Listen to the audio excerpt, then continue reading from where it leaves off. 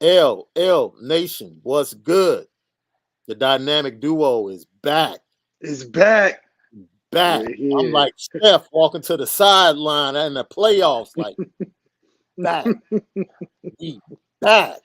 That's Back right. up That's whiskey right. is featured and brought to you by Onora Whisky, OnoraWhisky.com. It's that premium whiskey, OnoraWhisky.com. If you're anywhere in the South Bend area, go to wherever spirits are sold, more than likely. They got some of that Onora whiskey for you. Check it out once again, OnoraWhisky.com. I am Shaun Davis at SD2 Mics, that dude right there. The original Lucky Lefty himself, Malik Zaire at Overtime. Malik, happy belated, my bro. Thank you so much, man. You know, it's another great year, another year on top, and hopefully another great year for ND football coming up. Man, we are excited, man. We're ready to talk about spring practice, the schedule. We got it in the email. They only gave us like one full practice the day before the pro day. So I know for sure that I'll be down there for that full practice that we have access to. I think we have about 4 practices where we have access to the stretching and then like the first 5 sessions, whatever that is, how they break it up.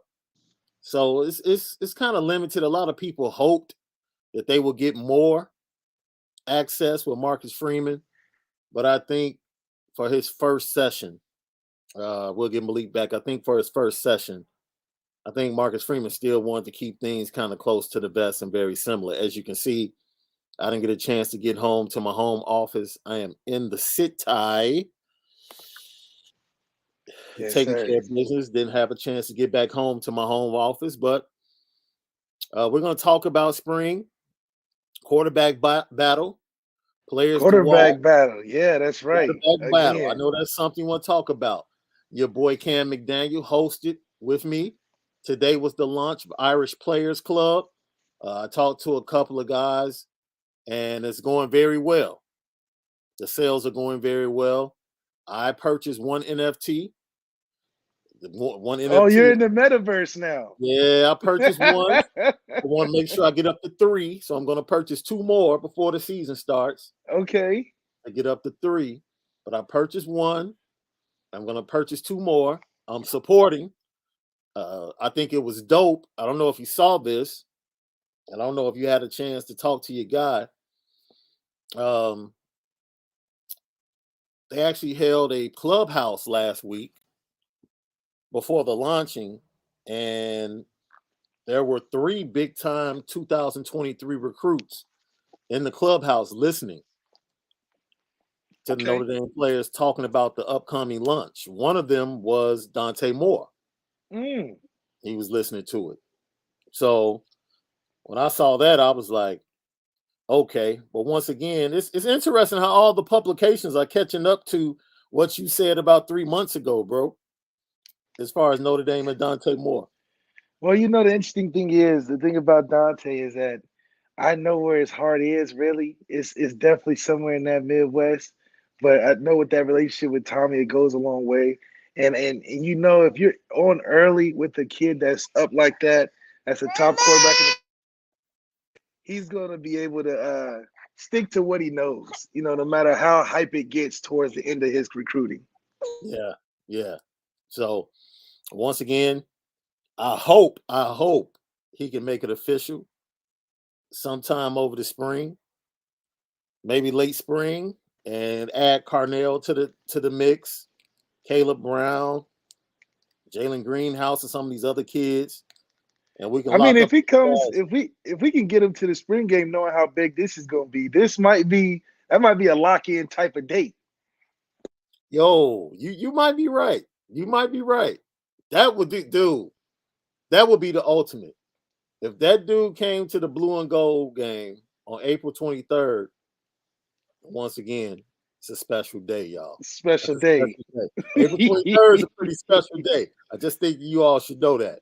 That's right. So if he comes, if he announces that he's signing on April 23rd at that blue and gold game, especially with the weekend that Marcus Mm, Freeman and Notre Dame have already set up with mm, this new legacy thing that they've mm. established.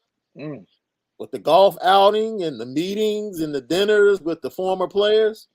And people are gonna come out strong too. Man, this definitely might be the most attended blue and gold game in a long time.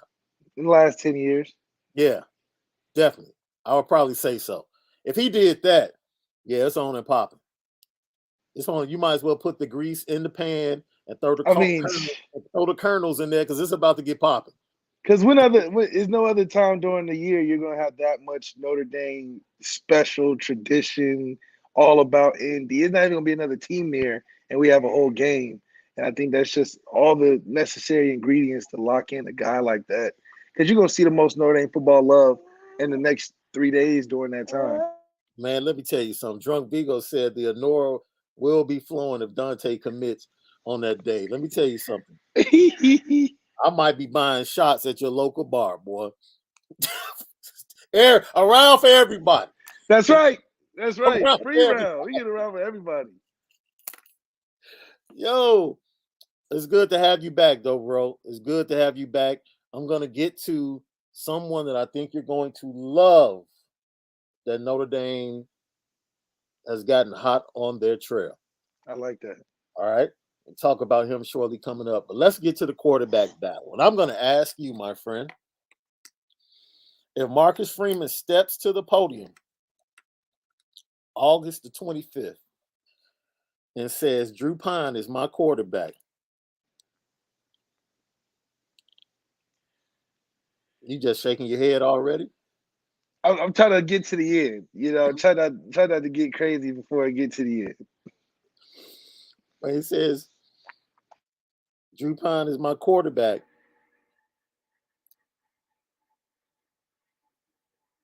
That's it? I mean, but what's your reaction, bro? Honestly, if it's very early in the spring practice, it doesn't get to the after the spring game where he's announcing that. I Yeah, don't have a problem with it. I think the earlier it's done, whoever it is, I prefer it be Tyler. But if it is Drew because he's made a huge jump from last year to this year, then I do think that it's important that we start right now getting ready on what our identity is going to be going into that first game. The yeah. longer we wait and draw it out with a competition is what makes quarterback competitions suck. Now, the quarterbacks will say a lot about the offense, but you know what's going to take it to the next level? And this is something I wish I had cut this video. Because your boy Cam McDaniel, when he co-hosted with me last week, said he's out of everything. He said the one thing he hated was spring camp. He said he could take training, he could take fall camp. He said spring camp was some bull. He was like, yo, I didn't like it. And he said, honestly, spring camp was the best for the quarterbacks. He was like he felt like the quarterbacks got the most out of the spring camp. So with all of that being said, do you think Tommy needs to put in the most work now? Or do you think you'll see more advancement by both guys in fall camp? I think the best thing about spring for quarterbacks is that you get the confidence early and often. If you have a guy that you're looking forward to, may being that you know who's going to start that season, it's just a chance for the guy to get familiar with the guys that are already there, because the fall is just about getting the freshmen caught up in the guys you want to use, transfers or young guys in the season. So this is really a showcase of clear development for one quarterback. If you're trying to do too much in one time, you're not really getting much done from getting ready to hit into the fall camp with rolling. You want to be in fall camp rolling at a good pace with the knowledge base of the fundamentals being installed, because when you reinstall them that first day of fall camp, you don't want to look rusty. You want to look familiar with what you're doing. You want to feel good with the chemistry and timing that you're coming off the spring with, especially if you doing the basic stuff. It's just repetition of the fundamentals of the offense you're putting in, which is important to have a guy that you're going with, because Yeah. that's where the identity is starting to form. If you get in the fall camp and you're trying to form an offensive identity, it's just like trying to do a 10-page paper the night before. It's just you can get it done, but you're gonna miss some stuff. You're gonna miss the details. It's gonna be rushed. It's gonna be vomited, and you're not gonna look clean going into a team that has their stuff together. So Well, go ahead. so for me, I do think that it's important that he gets a guy at least middle before the spring game that he's confident that he wants to go with. That way, you can get the most out of spring. Because Cam is right, you're gonna get a lot out of spring as a quarterback. I felt like I did going in early, just learning what it's like, learning the pace of practice, learning how to get my command in where I could and leadership where I could during the different parts of periods of practice, and then the competition to prove to the boys around you that you can do it. I think the spring is the ultimate showing the team, okay, I'm that guy too. I can lead the team out there because that's who you're going against. So it's like, proving yourself in the boys club, getting some rank as a young quarterback or a quarterback that wants to lead the team. That's kind of where the spring involved, because you got a lot of competition stuff too, from working out and doing little stations and, team stuff. So that's where you got to really, get it in, as a quarterback to establish that leadership order. Lucky Lefty podcast. I'm Shaun Davis. My boy Malik Zaire. We're playing a little catch up. Now, I don't know. I have to let you hear this, bro, because this right here, I've been waiting for you to hear this piece of audio. LL Nation, be patient with me because you guys have seen this if you've been watching the show last week. Former linebacker Wes Pritchett from Notre Dame, member of the 1988 National Championship team, did a interview in our podcast. Shout out to them. Have to give them their credit. And this is what he had to say, my friend, about what Marcus Freeman is establishing. I just want to get your take on this, man, because I knew once you saw this, I was like, man, once Malik sees this, I'm going to give him like the next 5 minutes easy to just talk about it. This is Wes Pritchett once again. Kelly never brought the team. There was just like the whole, like when Lou came in, Lou truly loved Notre Dame. Mm-hmm. Lou thought Notre Dame was more important than Lou. Brian Kelly thought Brian Kelly was more important than Notre Dame. Not that that's just the world today. Okay, fine. Yeah. He didn't bring the old. There was just a lot of things that I didn't necessarily love. I don't think anybody cares that he's a winningest coach at Notre Dame, and Notre Dame football's in a better position today than it was when he came. But he's gone. Good riddance. I don't miss it. So Marcus Freeman comes in. I think Notre Dame took a little bit of rolled the dice a little bit, but apparently the players all went to the athletic director, Jack Swarbrick, and said, "This is our guy. This is a guy we want." And I mean, I've never heard of such. That to me, that's awesome. Everything I've heard from him is impressive. I love his tenacity. He loves Notre Dame. He's a football player. He's a guy's guy. I don't think Kelly was any of those things. Obviously a good football coach, but and so what has Marcus Freeman done? I told you I was on a Zoom call yesterday.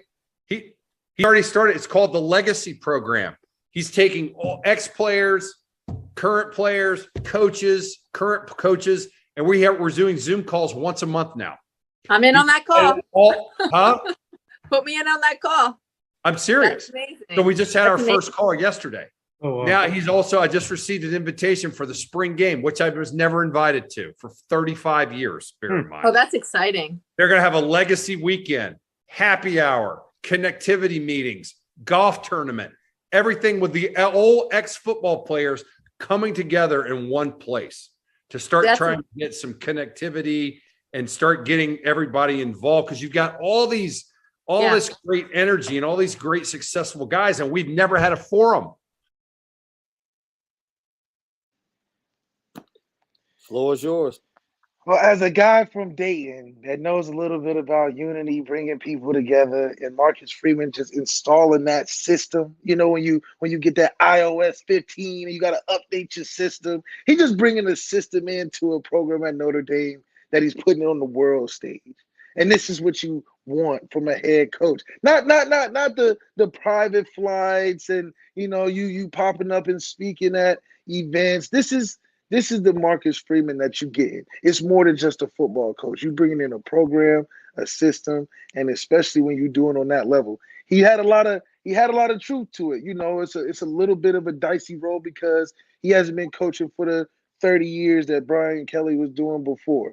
And he also was right when he said nobody really gives the acknowledgement of the winningest head coach of Notre Dame like it's like, oh man, that's a headline. It's a very, very, very important and rare accomplishment. But then again, the style it was done in was kind of like you cherry picking to get 50 points in a basketball game. It's like, you got 50 points, you're cherry picking. You're cherry picking.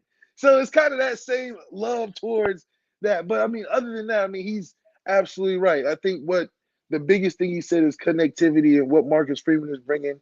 He realizes how big the network is. He realizes how important the alumni are and the football alumni specifically, and bringing guys back because they did feel like they was a little lost. You know, I had damn near, get tickets to go back to the game, and I just graduated. It was hard, so I could only imagine a guy that ain't been back for 35 years. You would have forgot he graduated. You're like, dang, it's really 4 from 14. You get 14 years, and then after that, you ain't getting no blood to come back to the game. But that's changing, and I think that's going back to what he was also saying about how the guys basically voted for the guy. Like, when the last time, if ever, guys on the team was like, hey, we want this guy to be our head coach. That's rare. And I think that means a lot, and it will show a lot in the season. And it'll be even though I believe we'll win 9 games, no matter who the head coach is, the 9 games that we're guaranteed to win will just look different. It'll feel different. It'll feel like more of a dominating factor, more of a factor that, we're not taking anything for granted. And that's just going to boost the morale and hopefully give us, like we always talk about, that one more game we need to get to that promised land. And I think we're a lot closer feeling like that. And we haven't even gotten into fall camp. So the momentum is right where we want it to be. And the more we keep getting into it, don't let us play well in the spring game because we're going to already start talking championships and be talking ahead of ourselves. Lucky Lefty podcast, man, we're about to turn this, man, based upon our imaginations. By the time we get to April 23rd, we will have turned this spring game into like the greatest event of all time. Like, Dante Moore getting on the field at halftime. We got Dante's gonna meet literally all the greatest. Exactly, Dante's gonna meet all the greatest Notre Dame players in one weekend. We all gonna be like, you should go here. I mean, it's a slam dunk for recruiting. It's a slam dunk for program building. I mean, it's probably the most turned weekend or 3 days in Notre Dame. Shoot, it'd be bigger than just the students having fun. It'll be all type of people having fun. Man, Lucky Lefty podcast. We just played the video of Wes Pritchett. That was the first time Malik has seen it. And it's almost like 2 weeks old. But I saved it for him. I was like, yo, I know my boy's gonna watch this and be dying. And you should have saw him in the background, LL Nation, while the video was playing. Like the reaction. You're right. Malik should not play poker because he cannot hide. He definitely cannot hide his emotions. I put him on the petty train. Well, the first time I played that video, I put him on the petty train. There were so many petty moments in that clip. He's like, yo, I mean, he's a guy. He's not a guy's guy. He didn't play the game. I'm like, yo, Wes, what are you doing? He's really just like, he's not one of us. He just kind of, played his position, That's basically what he's saying. That's basically what he's saying. Like, this guy was never one of us. Get him out of here. Good riddance. Thank you for the wins, but hey, it is what it is. So the next position, and I think I already know who you're interested. I don't think with Dylan McCullough coming in, the way he discussed things, he wants to really, he doesn't want to have a workhorse, right? He doesn't want to have a guy that's running 25 to 30 times a game. His most experienced running back really isn't built that way. Chris Tyree isn't about to give you 25 to 30 runs per game. He can be a difference maker, but out of all of the guys, Logan Diggs, Aldrich Estime, you got the freshman Jadarian Price, Sibo Flemister is still on the squad. I already know who you want to bust out in the spring. I already know you're ready for this guy to take the job. You've been waiting for him to take the job, and you felt like he should have got more carries last year. That's right. That's right. Audrey Estimate. That's my guy. I got my money on him in that running back room for sure. He's just built like it. He's built like he's ready to go right now. But, I think that's the luxury of being a running back coach in Notre Dame. You don't have to have a workhorse. I mean, we got so many talented guys that I'm not going to say are similar in skill, but they're elite in similarity. I mean, they're all good. They're all a little different, but they're all good. And I think that, that's the luxury of having 5 guys with every guy a year coming in is something that's added to the room. And that's also going to keep guys healthy. I think the problem we've had in the past is that we've made guys workhorses that didn't need to be. And when it came time for them to get into that NFL or whatever the case may be, they were busted up. And we've had guys on the roster. Go back to 15, right? It sucked because, if I'm not mistaken, how late in the offseason did CJ move to running back? It was more like fall camp towards the end, but it was just like he was running a couple threes. Like he wasn't really got a first team couple here and there, but it was more of a just in case type of thing. And then people don't understand how I don't want to say devastating, but Torian's injury was huge. I don't think people realize how important Torian Folston was in the grand scheme of things that season. Tifo was definitely a balancing piece to the offense just because, give it to him or we run the option, me and him, we can really do it. He could really take over a 4-minute drive. He could really close out games because he was a smart runner, and he got better as the game went on, which was a very good piece for us, especially a safety net for me going into the season in case things got hectic. I know I could just turn around and hand it to him. So CJ getting in there was as athletic, but CJ was still like getting into the groove of being a running back. I mean, having an offensive line that we had, it was a lot easier for him to get going faster than it will be in a, traditional average, type of team. But CJ did an amazing job stepping in that role. But, for what it was worth, we didn't know we was getting until that happened. So obviously a lot of people was a little nervous because Target could block his ass off too. Yeah, he could. He was a great all-around back, man. And like I said, that was like, of course, your injury against Virginia, but losing him against Texas was like, because I think even having you, CJ, it was unfair for CJ to go into that game against Clemson because Brett Venables and be blocking people. Yeah. Yes. And Brett Venables basically just sent the house. Yeah, every time he was back there. Downhill all night. And CJ had not gotten enough carries to really start getting into the mold of being a true running back. And it was just unfair. Josh probably should have gotten more carries early on. Yeah, we had Josh Adams at the same time who may not have been as good as the 33 trucking year, but was still good enough to get the ball. I mean, his first touch was a touchdown. So right. What's the worst he could have did with that offensive line, right? And then you had Dex, who was still very, very young, but still effective in what he was able to do, especially look at his senior year.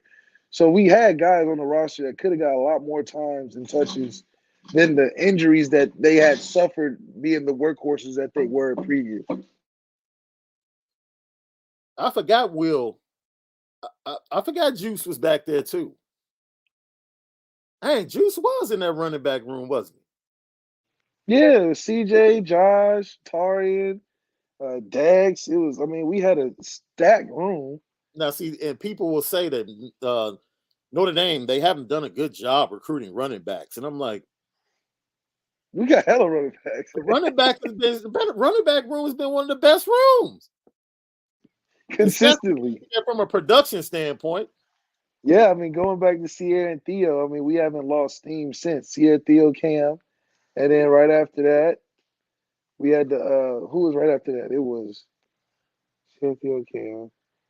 Then you had CJ, Tarian, George Atkinson.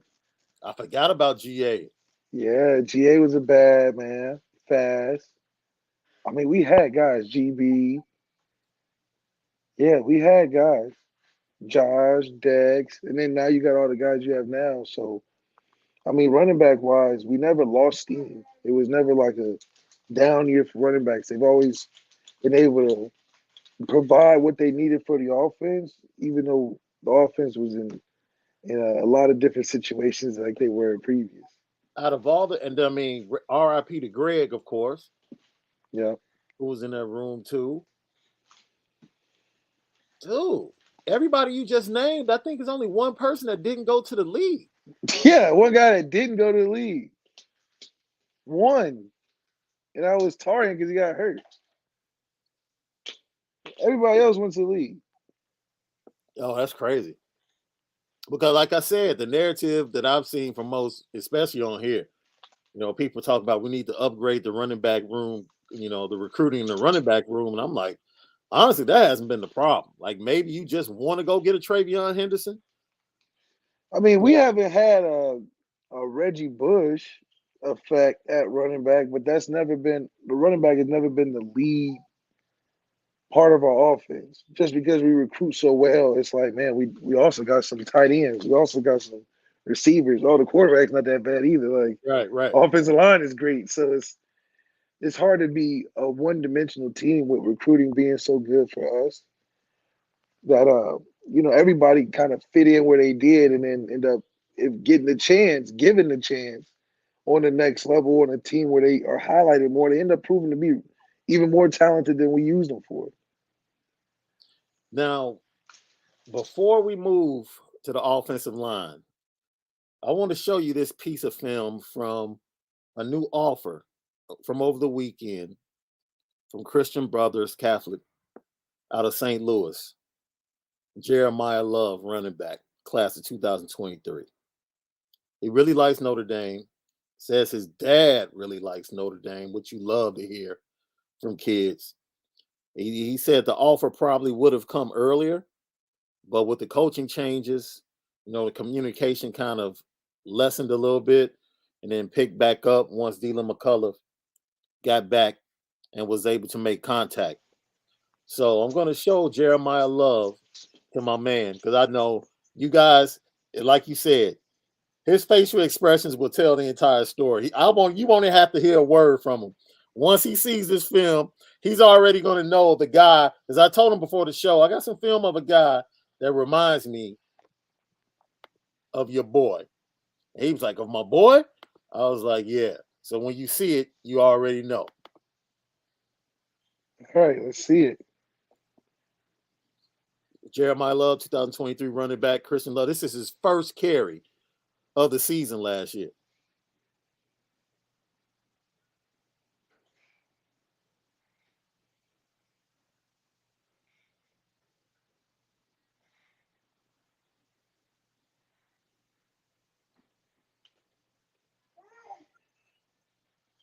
Watch him tease this DB. Watch him tease this DB, bro. Watch him tease the DB. Oh, yeah. Oh, yeah.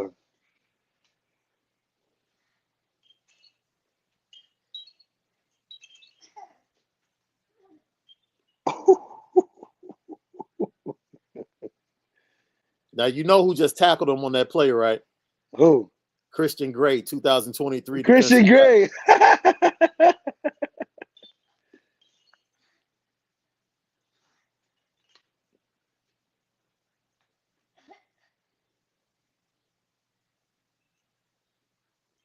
Oh, yeah. Yeah, he remind me of that man.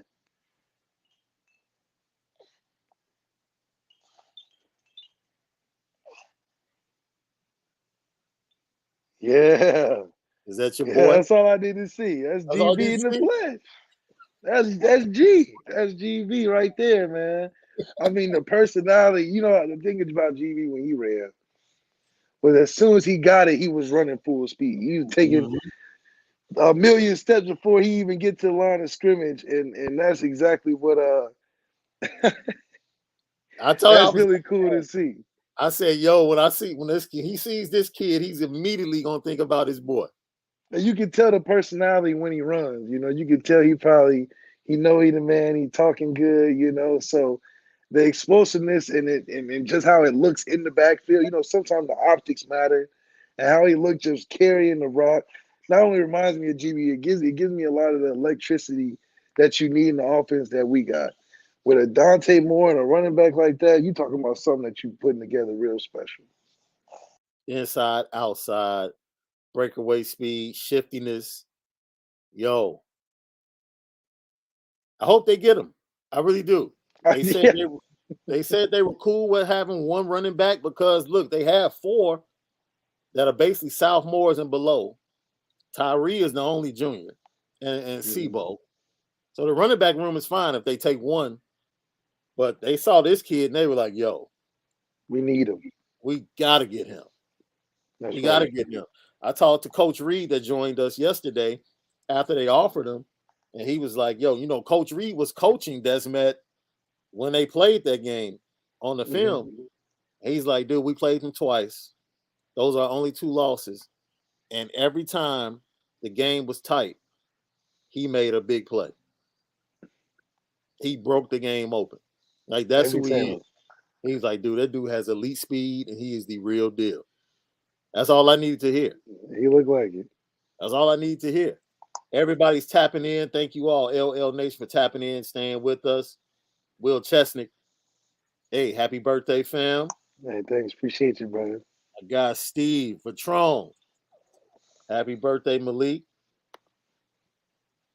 Thanks, man. Thanks, man. Everybody was definitely at Nick Colpitts. Happy birthday, Malik. Thanks, Nick. 27, man. We getting up. We getting up there. You gotta go. Lilo Galante says estimate definitely would have been a monster at Michigan State. Thank God we have him. Yeah, I mean, estimate. Michigan State had a pretty good running back last year, so I mean, yeah, he was pretty decent, right? I mean, you know, I think Audrey Estimate looks like a Michigan State running back. I just hope that we use him right, you know. They should have used him more in the Fiesta Bowl, in my opinion. Yeah, but that, you know, I don't know what. Maybe, like I said, it was a future thing where they was like, okay, we're not going to release all the talent in this one because we can probably handle it with what we got. Yeah. But Ohio State, we better see him out there. Got a special request from Tracy Pines. Tracy, thank you for tapping in. Give us some gold nuggets on your spring battle between you and Ghost. I don't know, man. It was just tense because nobody knew anything. Like, you didn't really know who was in the lead or who, you know, it was just kind of like we just going through emotions, and then you pop out on day one like, oh, this guy's going. So it's kind of like whatever, you know what I mean? But it did, I think, in a sense, push better leadership from both of us because it's just different. You know, you're going in with the first team, and it only matters when the other guy messes up. And then it's just like it's a weird thing where it's like he messes up, and then you got the same set of plays, and then you go in there and make it look great, and then it's just it's weird. It's a weird thing. You just gotta worry about yourself, man, and it'll work out for itself. That seems kind of divisive, bro. It is. That's why quarterback coaches are stupid, because it's like you just like low key breaking up the team into different factions. Yeah, just on a feeling level, like damn, like, and it's only like that because you're saying only one guy can play and they got to compete. All right, let's get through some more of these happy birthdays. Eugene Williams. That's a nice way to say it. Happy womb extraction day. Keegan. Happy birthday, Lefty. Extraction, I mean, I wanted to stay in there, wasn't it? Right. Happy birthday, Malik Michael Parks. Thank you. David Flores, happy B-Day.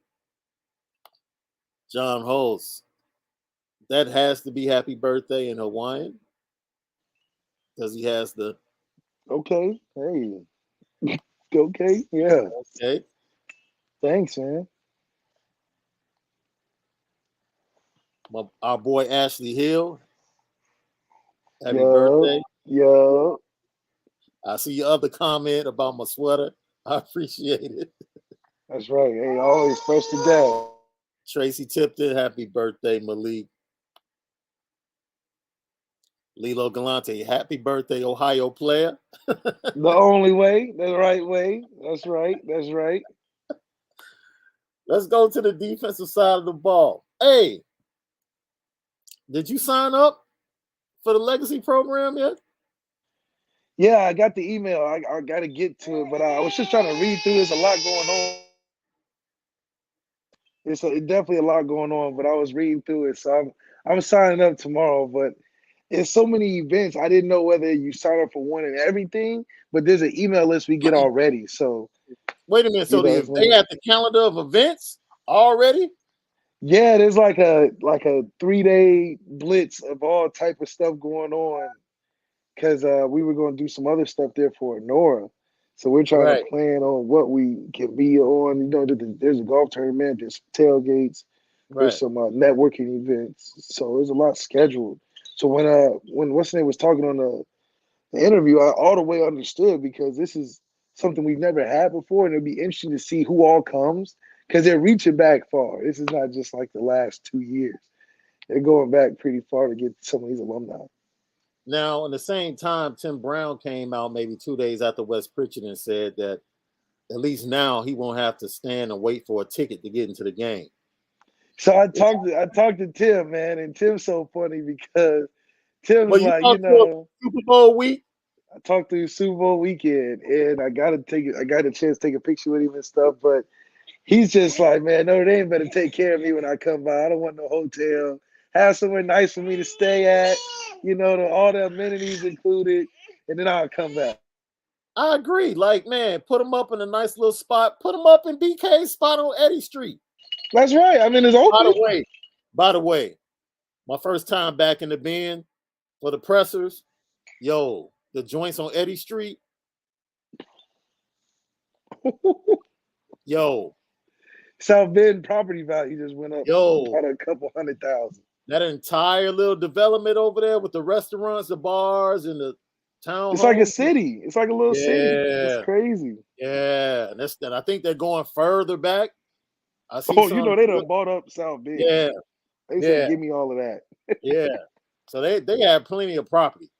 Look, they didn't have a post office in Notre Dame, Indiana, to not call it Notre Dame, Indiana. They trying to get some more land over there. Man,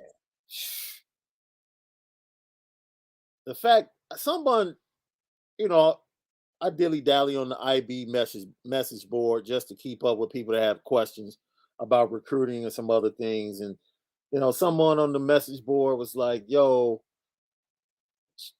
we have to put a line in the sand. Everybody that played for Notre Dame can't get free tickets. And I'm like, what are you talking about? Like, they are the program. Like, what are you talking about? You see how they do us, man? That was a fan talking. I'm like, if the fans feel like this, I'm like, this is absolutely crazy. I'm like, if you don the uniform. Now, I would say if you earned a varsity letter for Notre Dame, if you want to draw a line in the sand, that's the line you draw in the sand. Like, you have to at least have earned a varsity letter from Notre Dame, which is what, a full season? Yeah, that's a full season. Games. Start some games. You should need a ticket. You should have access to the field. You should just have call hospitality. Hey, you know, I just want to come up, bring the family, maybe get a little tour in, see my locker room, you know, see the new stuff. Because you're only coming maybe once or twice a year. Yeah. That's it. It's 100,000 plus people coming through Notre Dame weekend for the game every week. Right. A couple players ain't making it hard. That's what I'm saying. How many people really calling up every week to come to Notre Dame game? Ain't that many. Dude, Because getting there is hard. you won't give up your tickets for the guys that made Notre Dame, but you'll give your tickets up for Georgia fans coming in, For Cincinnati fans, for Cincinnati fans coming in. That's what we're doing.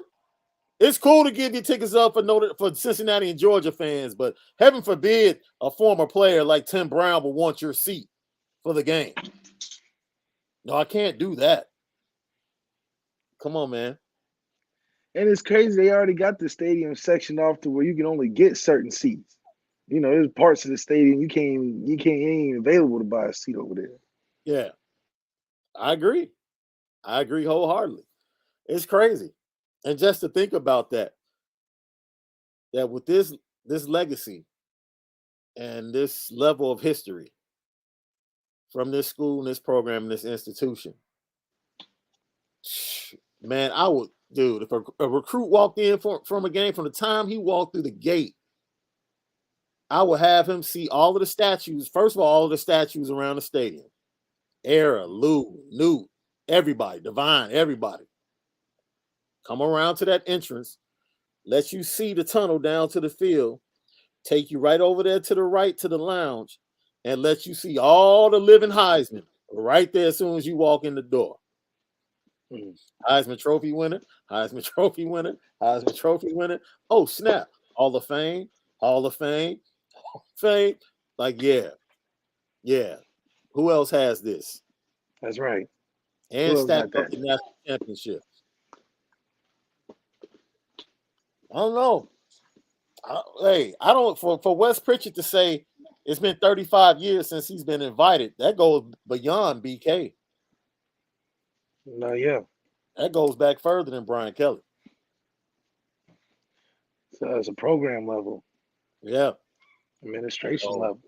Administration need to wake up, man. Turn things Take care around. of your players, boys. Terry Moore, my bad. Happy birthday, Malik.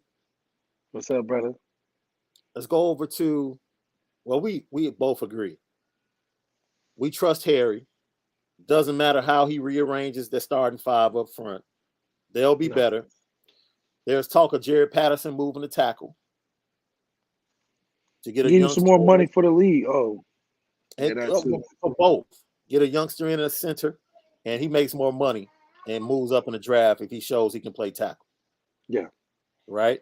And it's already smart. There you go. You know what I'm saying? That's Harry Heastan. Harry Heastan. Yeah, he could. Nobody else could have did something like that. But everything moves, and the efficiency of the offense will be fine because the offensive line will be fine. Yeah, that's what guarantees 9 games every year is offensive line. And the fact that 62 won't be playing, man, that in itself, the fact that 62 will not be playing for Notre Dame. See, but it's unfortunate for him. He didn't get the benefit of having Harry because maybe we wouldn't be. I don't think it would have made a difference. See, look, now it's certain things. Look, man, you can't sprinkle sugar on. You know what I mean? I hear that. It's still sugar. That's all it is. That's all it is. Or sweet. That's right. That's all it is. That's all 62 would have been with Harry Heastan. Some sweets. So I'm glad Harry got back with some actual tools to work with, some actual athletes to work with. That's right. No, 62 is not invited back, David Jones. No, he's not. He is not invited back. Even though he qualifies because I'm sure he got a varsity letter. No. Let that dude go back to Marshall's reunion. Yeah, too much Marshall in him. Too many bad habits. Thank you for the super chat, Demetrius Rex. Hey, Shaun, Malik, do you guys think Freeman will make the spring game way more competitive, high stakes than usual? Spring game under Kelly was always very relaxed. I mean, naturally, you want to see a little competition, but you also keeping in mind this is the spring, so you're not trying to have guys, going all out and blowing,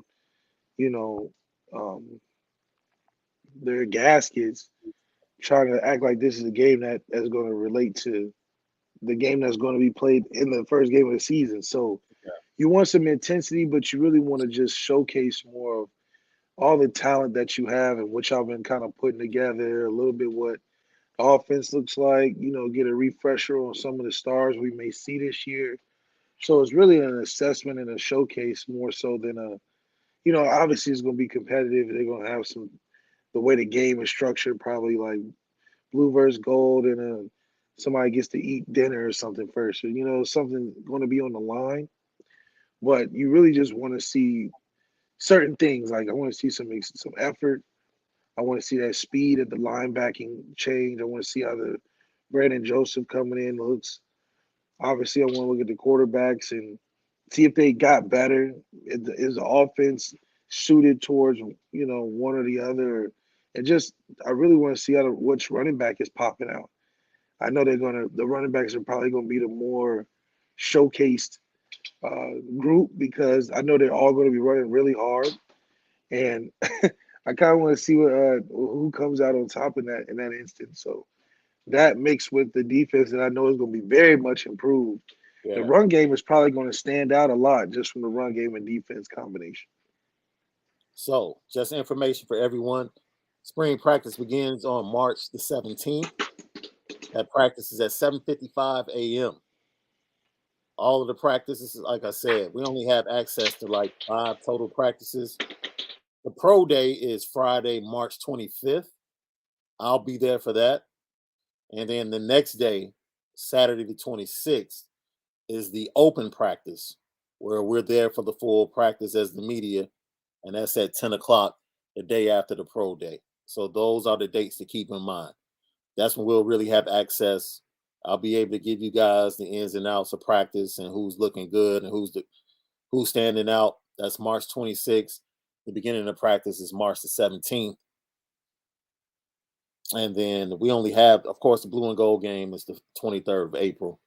I think we had 3 more occasions where we can watch like the first 5 sessions, whatever those are, breakout sessions. But we can't tweet or take pictures. I think they give us access to take video doing warm-ups like that and stuff like that.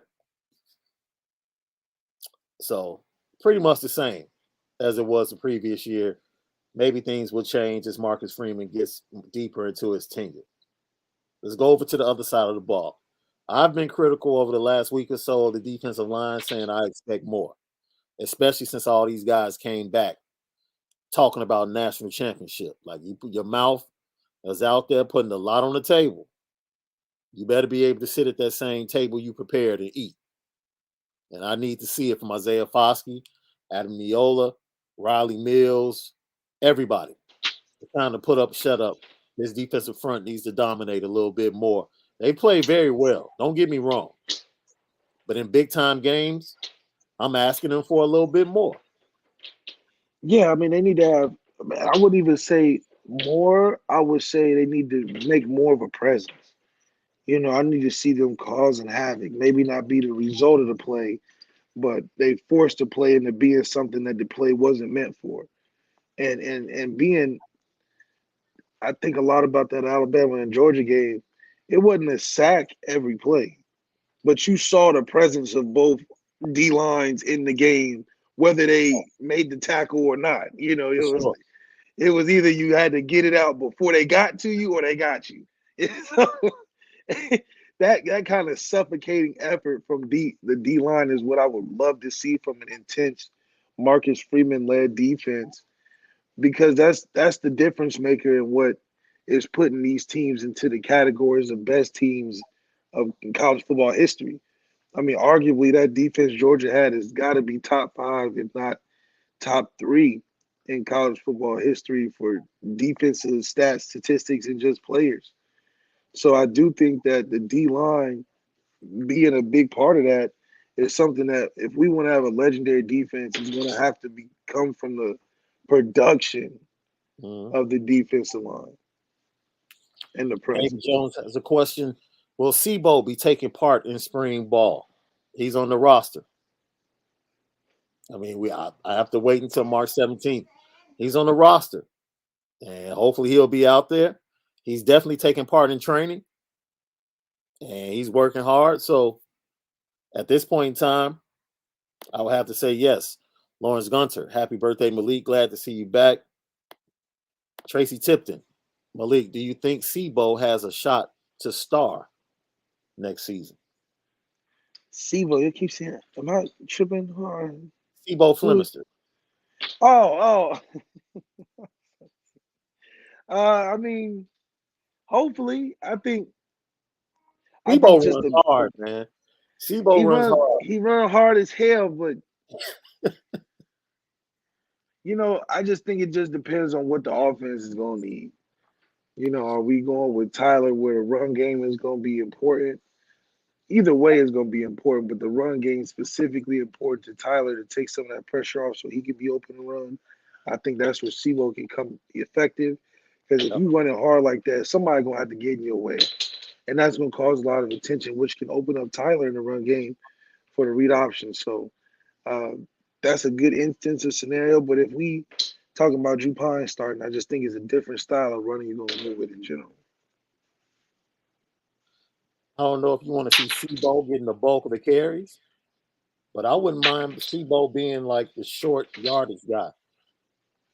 Him and Aldrich, I wouldn't mind because, Sibo is hard nosed, man. He runs hard. Yeah. He rarely gets hit behind or gets stopped on first contact. That's just the type of kid he is. And he's going to force everybody else to play hard. Right. That's what he does. He practices hard. He plays hard. That's the impact he can have on that room and the youngsters in that running back room. Yeah, 100%. I think it's just like that's the type of energy you need to boost the other guys around you because they're just naturally going to feel a way about it. When you coming out there running hard every week, they're going to be, all right, we got to keep up with that. We can't take a day off, which is going into what McCullough was saying, that it's hard to even have a workhorse just because all those guys probably earn the right to at least get some time or get some carries. There's only one football. Lucky Lefty Podcast, Shaun Davis, Malik, Zaire. Going to the defensive side of the ball, this is your favorite part. How's this linebacking core going to play out? If it was up to you, you would like to see just 3 brand new freshmen. Already know. Get the range. The formula is having the superstar freshman that you can just tell he just needs to be out there, but he'll figure it out because he's gonna be really good. Then you need that solid veteran who's holding the show down that has some star quality in the beginning, but kind of just faded to be a really good football player. Then you need that guy that's on the edge where he's gonna get it done 9 times out of 10, but he may not be the superstar of the group, but he's a consistent player. And then you need that one linebacker that's just the guy. And I think we have enough talented guys to fill those roles that if they can play together, it's hard not to have that superstar defense that you're looking for. You know what's funny? I think we all expect Jalen to get tick. We all expect Jalen Sneed to get tick. But I think it's going to be a sleeper. I really do. It might be Junior Tulamaka. Heck, it might be Josh Burnham. Somebody's going to sneak up and get on that field as a young linebacker. Yeah, because you're recruiting too good. You can't recruit all these 4 stars on the edge of 5 stars and you don't see them pop out because not only will they leave, but what you recruiting so hard for if you're not going to put them out there? They're really your guys. Prince Colley has to be one. Has to be. Yes. He should have started last year, by the middle of the year. I agree. In my opinion, especially once Drew Wright had the knee injury and lost the step. It's like, man, put Prince in there and let him learn. Let him get better. Figure it out. Especially with the second half schedule. As bad as those offenses were. Those are good reps for him to take. Man, great reps for him to take. You weren't losing any of those games. Let's see. Let's get some more of these questions. Comments. Will Chesnick, I can't deal with another 5-star noodle arm, undersized quarterback, while 5 stars behind the transfer or don't commit in the first place. If Pine starts, I'm gonna feel like it's more of the same. Dude, I'll be honest. Whomever starts for Notre Dame this year might not make a difference come next year. And that's being real. Might not make a difference.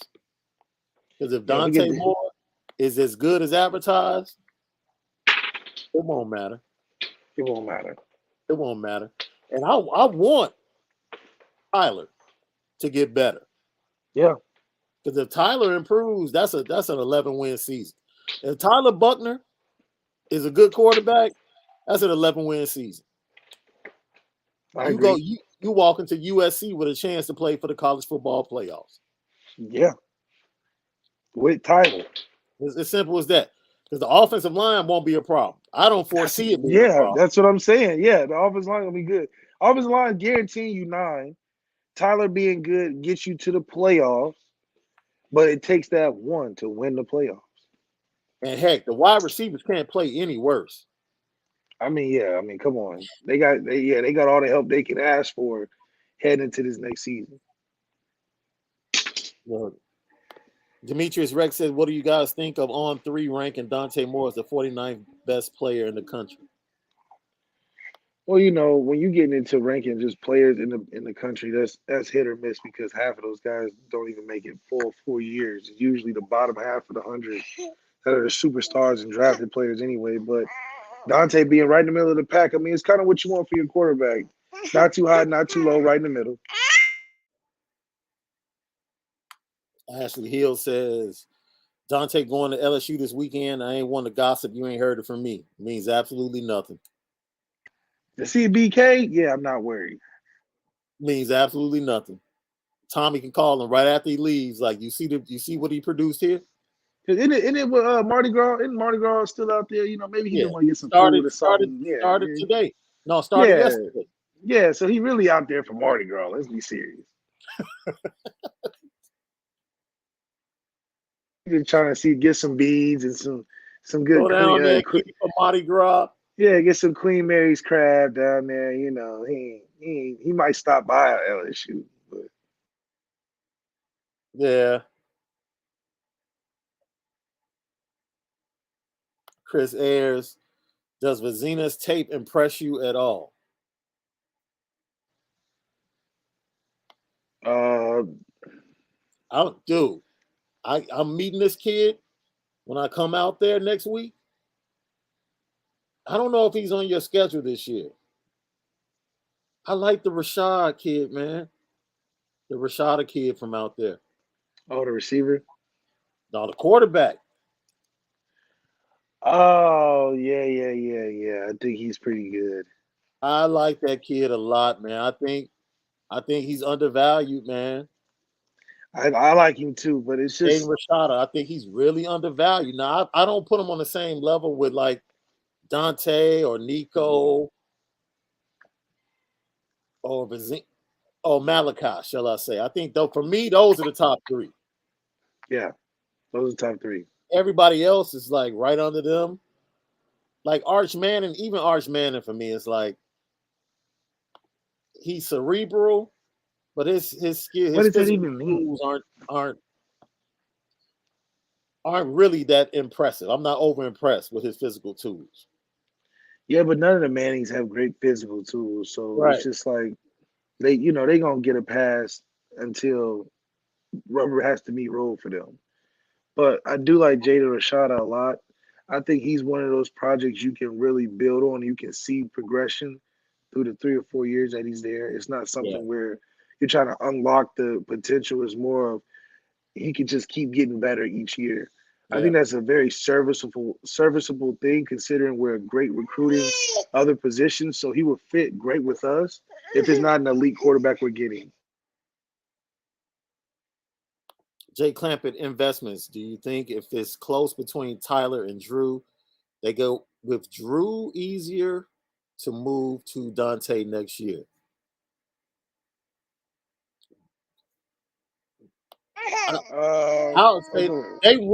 Tommy wants Tyler to win the job. Like, don't get it twisted. like the coaches want Tyler to win the job. 100%. The coaches want Tyler to win the job, but they're like, Tyler's gotta win the job. And I think they're giving good respect to Drew because he is a veteran. I mean, he does have the morale of the team, so it's not a bad option. But when you're talking about on the cusp of winning a championship, Drew can't be.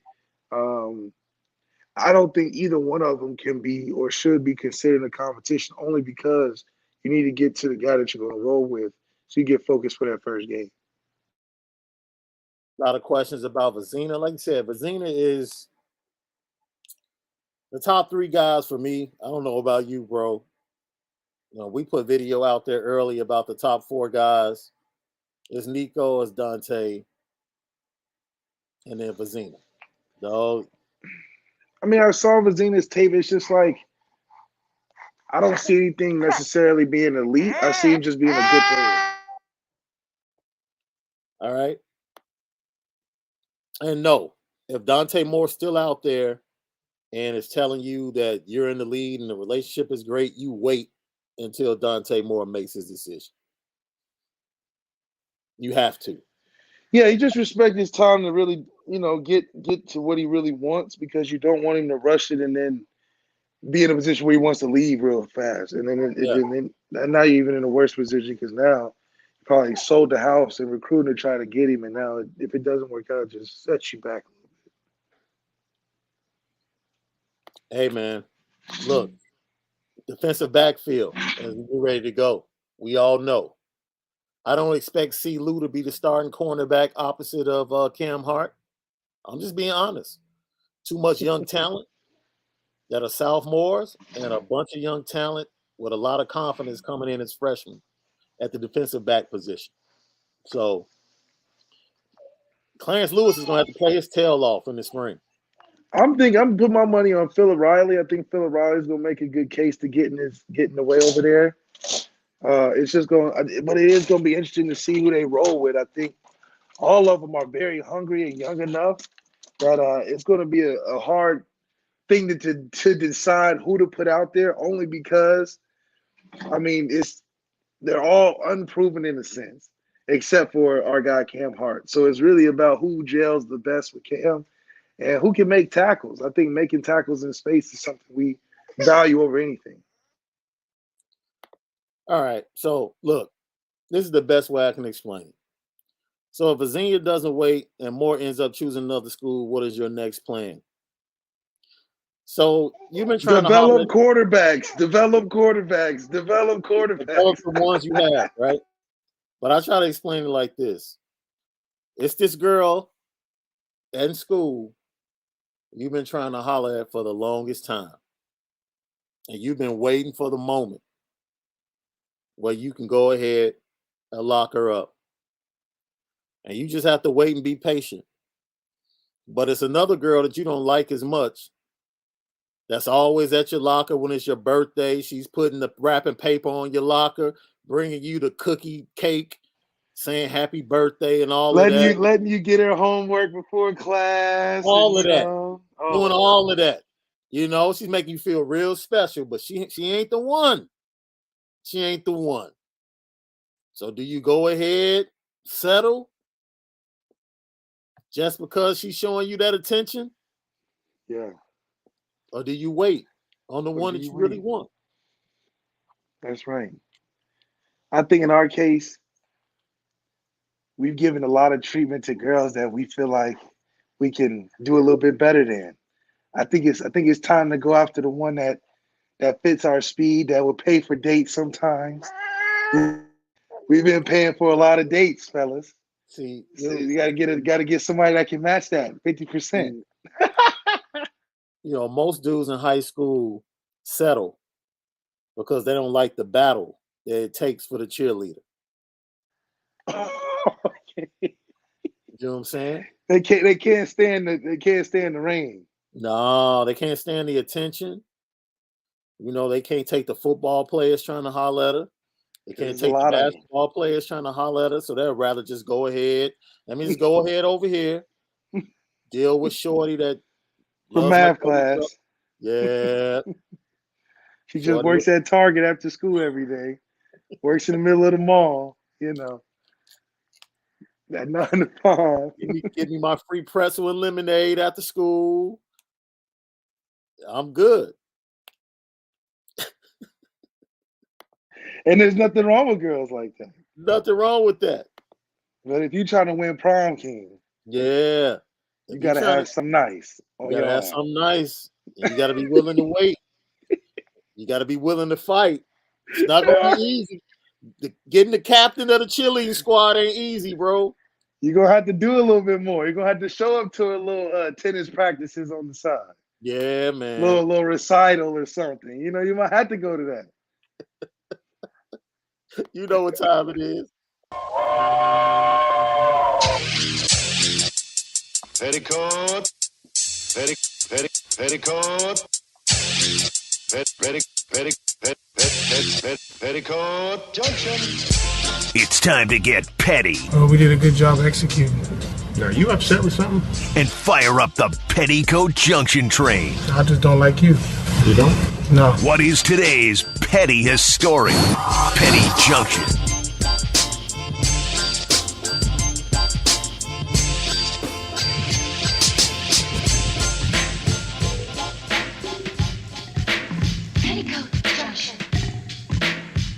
Petty Junction each and every day. Pettiest story of the day. Chris Ayers, man, see your comment. We were just having fun, man. Just having fun with the topic, man. But no, like I said, Jaden Rashad is somebody you can fall back on. I love him. 2023. You're already chasing Davis, Jay Davis, the 24 number one quarterback out of South Carolina. He's already in love with Tommy Reeves. And then the 25 quarterback, Jay Underwood out of Detroit, already offered by Notre Dame, and C.J. Carr from 24. Quarterback won't be a problem moving forward from a recruiting standpoint. Tommy Reeves is handling that. The question we have is development. That's right. That's even if Dante hits the room, he got to get developed. He has to be developed. Now he's starting at a faster pace. Yeah. But he still got to finish the race. That's the goal. Let's start with this pettiness, man. I don't know if you saw this story. A man in the New York City subway smeared doo-doo on a young lady's face that was waiting for the train. Literally just walked past her, had a bag, for some reason had a bag of manure in his hand, and smashed it on her face and all over her clothes and ran. Of course, he was caught on film. They put him on the news and they caught him the very next day. That's mad petty, my dude. The doo-doo bandit. Doo-doo Brown. Doo-doo Brown. Doo-doo Brown. You know, that's what the pandemic does to people, man. Got people out here smearing the madness, you know. Because I mean, is that a law, or is it just something you just want to beat somebody up real bad for? Man. Whoo, man. I would need, man, if I was any type of relation to that young lady, I would need 5 minutes, bro. I would need 5 minutes with that dude. Like, forget arrested. Forget. Yeah, you don't even want him to be arrested because that wouldn't even do it justice. No, I need 5 minutes with dude. Yeah, like hands tied, you know. Facts. Then Charles Oakley, in the recent interview, said that these new school basketball players are soft, and Giannis Antetokounmpo wouldn't get off the bench in our day. Oh my God! You know, when you get to these old men pissing on that line, man. Yeah, they get to acting real cranky. I do. Because what are you talking about? Giannis would be dunking on y'all even worse. I can see the decision for Pat Riley back in the day. Giannis, Charles Oakley. Giannis, Charles Oakley. Hey, Pat, what do you think? Giannis is 2 steps after the 3-point to dunk it. What are we talking about here?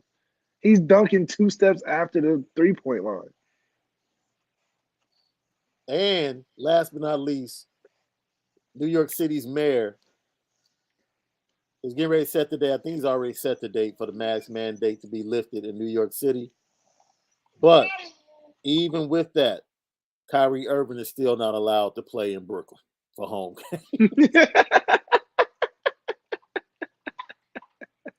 Yo, man. This is mad. Dude. It's deeper than that. That's all it is. That's all it shows. That it's something against Kyrie they don't like. It's gotta be. Because at this point, the Brooklyn Nets suck so bad. They already let go of Harden. Just let him play. COVID ain't stopping that. You know, COVID has clearly only been a blog and obstacle for Kyrie not to play. But he needs to play. That's terrible. Man, that's the petty train for the day, man. As always, we're featuring and brought to you by Onora Whisky. OnoraWhisky.com is the premium American whiskey. OnoraWhisky.com. Thank you all for reaching out. We asked the question last week, would you prefer our time be moved to the evening in the off season rather than the 9 a.m. start? Hey, I'm Natasha Cunningham. The great thing about Photoshop is that there are... My fault. That's when you got a page open and all of a sudden the audio just clicks in. But no. That's right. You guys have, man, it was a landslide. You prefer the evening shows because you're able to catch it live. And, yo, you think we should keep it going in the evenings, bro? I think so. It's a good time. 5:30 is good for you? That's right. It's good for me. 5:30 right. Central, 6:30 p.m. Eastern. Lucky Lefty podcast this off season. We'll keep it rocking that way. Let me see if there's some more funny comments before I leave, man. The Poo Poo Express on the petty train.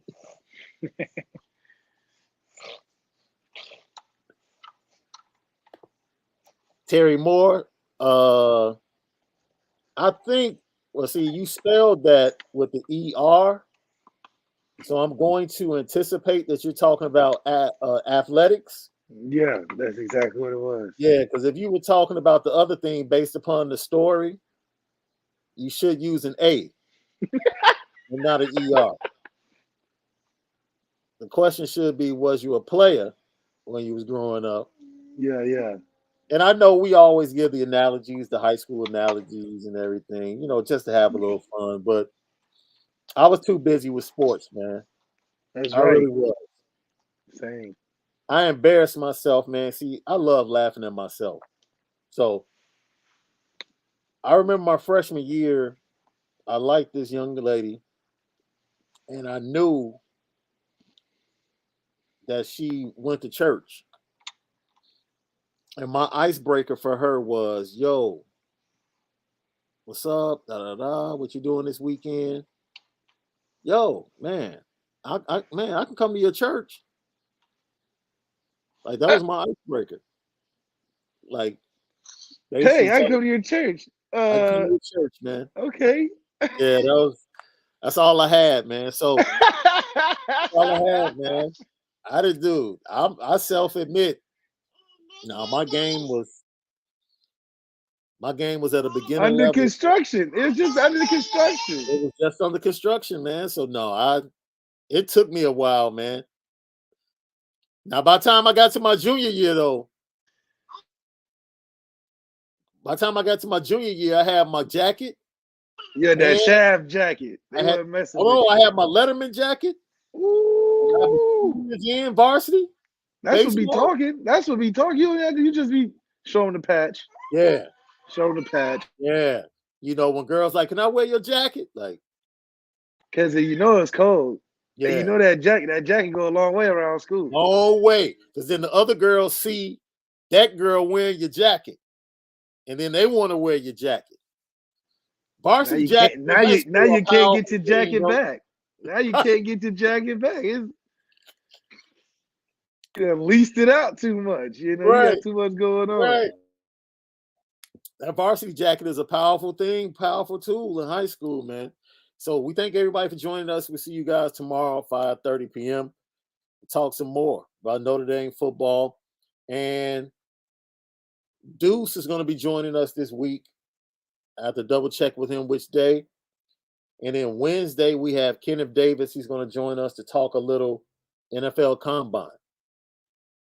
Kyron Williams, Kyle Hamilton, and what to expect from the NFL Combine, and maybe get into some NFL free agency, other than anything that's happening in Green Bay. I'll do. Oh, last but not least, Rob Manfred, players, owners, Major League Baseball, all of y'all on the Petty train. The fact All that of the first 2 weeks are pretty much gone, for what? For Hop what? on the Petty train. Matter of fact, you can stay there. Just stay Yeah. there. I got Notre Dame football through the spring and the summer. Y'all can stay That's there. right. I don't even care. We don't even care. I don't even care, man. I really don't. I'm fed up. And the White Sox have a good squad. I'm still fed up. Yep. Just stay locked out. I don't even care. We'll see y'all tomorrow. See y'all tomorrow.